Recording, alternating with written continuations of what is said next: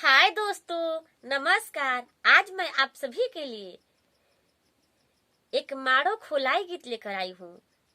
जब शादी होने के बाद समधी माड़ो खोलने जाता है, उसी समय यह गीत गाया जाता है। आइए सुनते हैं दोस्तों।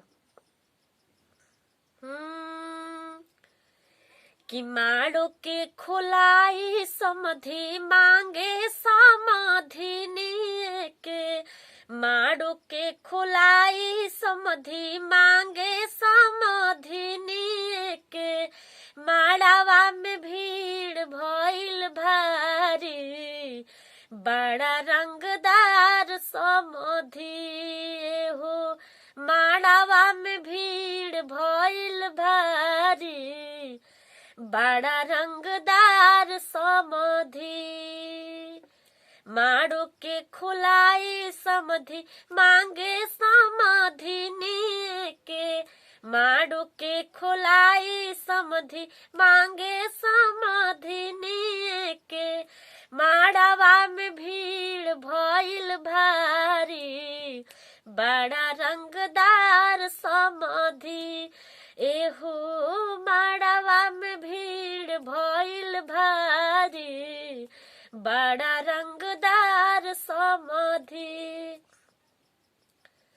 गैया नाली हले भैंसिया हो, गैया नाली हले भैंसिया हो, नाहिली हले बैला औरी पाड़ी, बड़ा रंगदार समधी।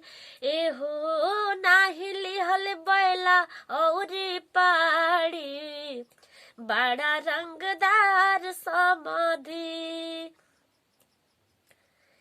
गागरा नाली हले पारा तावा नाली हले हो, गागरा नाली हले पारा तावा नाली हले हो, नाहिली हले लोटा औरी थारी, बड़ा रंगदार समधी।